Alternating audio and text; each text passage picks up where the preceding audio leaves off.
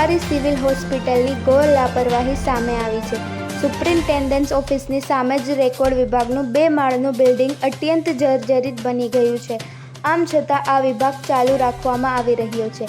Record વિભાગની બહાર અને અંદરની બંને સાઈડ મોટી તિરાડો પડી ગઈ છે। તેમ છતાં લોકોના જીવ સાથે હોસ્પિટલનું તંત્ર ખેલી રહ્યું છે। આ વિભાગમાં મૃતકોના પરિવારજનો પીએમ રિપોર્ટ માટે આવતા હોય છે।